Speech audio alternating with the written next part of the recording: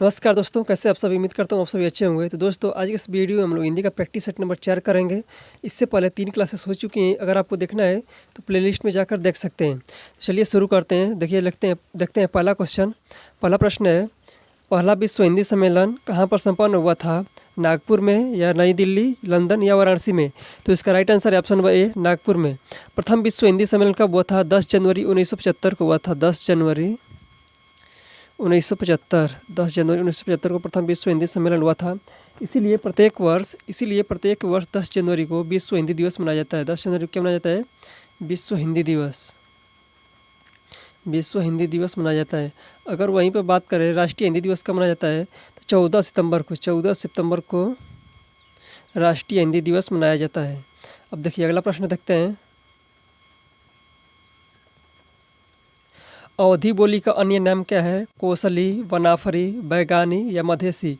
तो इसका right answer है ऑप्शन नंबर ए, कोसली। चलिए अब अगला प्रश्न देखते हैं। राग का विलोम शब्द है अनुराग, विकार, द्वेष या ईर्ष्या? तो इसका राइट आंसर है ऑप्शन नंबर सी, द्वेष। राग का विलोम शब्द क्या होता है? द्वेष होता है। अब अगला प्रश्न है,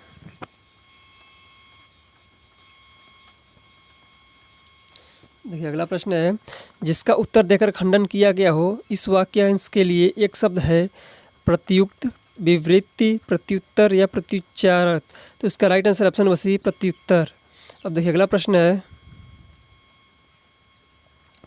इनमें से एक शब्द की वर्तनी शुद्ध है, उसको छांटना है। इसमें से अधीन, भागीरथी, अशुद्ध है, उसको छांटना है।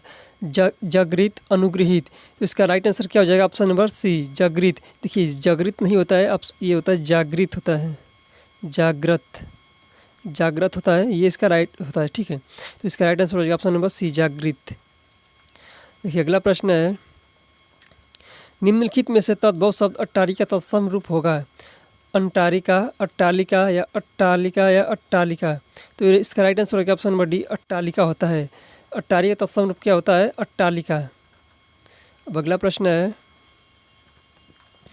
वह बहुत खाता है इस वाक्य में बहुत शब्द किस प्रकार का विशेषण है? निश्चित परिमाणवाचक विशेषण, निश्चित संख्यावाचक विशेषण, तुलनाबोधक विशेषण या अनिश्चित परिमाणवाचक बोधक? देखिए ये क्या होता है? बहुत अनिश्चित परिमाणवाचक विशेषण होता है, यानी कि ऑप्शन नंबर डी इसका राइट आंसर हो जाएगा। अब अगला प्रश्न है, निम्नलिखित में से कौन सा शब्द बहुवचन है? अनुज, गौ, गुरुजन या लेखक? तो गुरुजन इसमें बहुवचन है, यानी कि इसका सी आंसर हो जाएगा। महेश गीत गा रहा था वाक्य में काल है अपूर्ण भूतकाल, पूर्ण भूतकाल, सामान्य भूतकाल या आसन्न भूतकाल? तो देखिए जब रहा था रही थी आते हैं तो ये क्या होता है? अपूर्ण भूतकाल होता है। इसका राइट आंसर हो जाएगा ऑप्शन नंबर ए, अपूर्ण भूतकाल। अगला प्रश्न है, जिहि सुमिरत सिद्धि होई, गणनायक करिवर वदन, करहूँ अनुग्रह सोई, बुद्धि राशि शुभ गुण सदन? इस उपयुक्त पंक्ति में कौन सा छंद है? दोहा, सोरठा, बरव या रोला? तो इसका राइट आंसर क्या हो जाएगा? Option number C, Soratha. देखिए सोरठा में क्या होता है? 11-13 मात्रा होती है, 11 और 13 मात्रा होती है। देखिए यहाँ पर एक मात्रा और यहाँ पर एक मात्रा, 2 हो गया, और यहाँ इसमें 4 मात्रा, 1 2 3 4, 4 2 6 मात्रा, 6 और इसमें 2 मात्रा, 6 2 8 और इसमें 3 11। तो यहाँ टोटल 11 मात्रा हो गई। इसमें क्या हो जाएगा? इसमें गिनेंगे तो अब क्या आ जाएगा? 13, यानी कि 11-13 इसमें मात्रा है, इसमें क्या हो जाएगा? सोरठा हो जाएगा। अब देखिए अगला प्रश्न है, निम्नांकित पंक्ति में कौन सा रस है? सुनत लखन के वचन कठोरा, परसु सुधारी धरेहूँ कर घोरा, तू अब जानी देहूँ दोष मोही लोगू, कटुआदि बालक बध जोगू? देखिए यहाँ पर कठोर वचन बोलने की बात हो रही है। जब आदमी गुस्से में होता है तभी कठोर वचन बोलता है। तो यहाँ पर कौन सा हो जाएगा? यानी कि रौद्र रस। तो इसका राइट आंसर क्या हो जाएगा? ऑप्शन नंबर ए, रौद्र रस हो जाएगा। अब देखिए अगला प्रश्न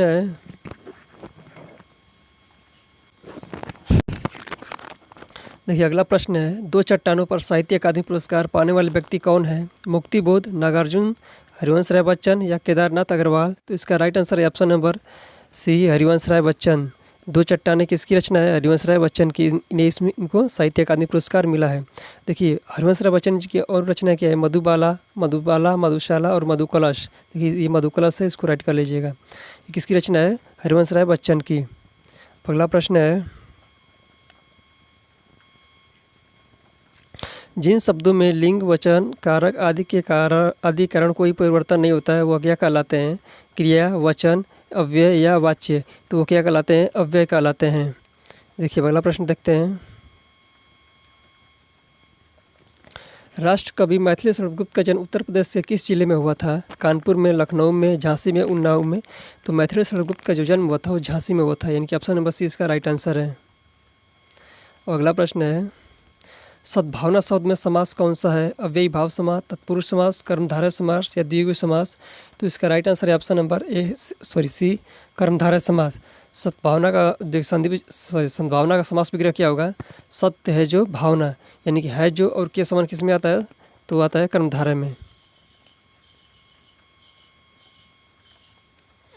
सही अर्थ वाला शब्द युग्म नहीं है। अनिल, अनल। देखिए अनिल का मतलब होता है हवा, तो इसका राइट दे रखा है। अनल का अर्थ होता है आग, इसका भी सही दे रखा है। अली का मतलब होता है भौरा, और अली बड़ी की मात्रा हो जाए तो उसका मतलब होता है सखी, तो ये भी राइट दे रखा है। और आदि का मतलब होता है आराम करना, और दफ बड़ी ई की मात्रा हो जाएगी तो अभ्यस्त से होता है, यानी कि ये भी राइट दे रखा है। जलज का मतलब कमल होता है, ठीक है।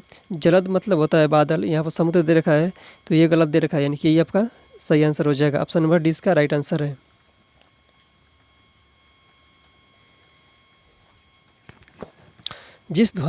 जिनकी ध्वनि केवल मुख से निकलती है वे हैं वृत्ताकार स्वर, संवृत्त स्वर, अनुनासिक स्वर या निर्नुनासिक स्वर। तो इसका राइट आंसर हो जाएगा ऑप्शन नंबर डी, निर्नुनासिक स्वर।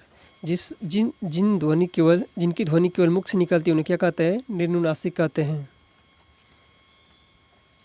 अब देखिए निरी का संधि विच्छेद इनमें से क्या है? नी धन री हो जाएगा, या नी धन ई होगा, या निरी धन ई होगा, या फिर निर्धन ई हो जाएगा। तो इसका राइट आंसर है ऑप्शन नंबर बी, नी धन ई होता है, इसको याद रखिएगा। अब देखिए अगला प्रश्न है, हिंदी शब्द सागर का प्रकाशन किस संस्था ने किया था? हिंदी साहित्य सम्मेलन ने, या नागरिक प्रचारणी सभा ने, या इंडियन प्रेस ने, या राष्ट्र भाषा परिषद ने। तो इसका राइट आंसर है ऑप्शन नंबर बी, नागरिक प्रचारणी सभा। हिंदी शब्द सागर का प्रकाशन किसने किया था? नागरिक प्रचारणी सभा ने। देखिए नागरिक प्रचारणी सभा की स्थापना कब हुई थी? 16 जुलाई 1993 में, 1893 में। नागरिक प्रचारणी सभा की स्थापना 16 जुलाई 1893 को कहाँ पर हुई थी? वाराणसी में हुई थी। इसको भी याद रखिए क्योंकि ये भी प्रश्न पूछा जाता है।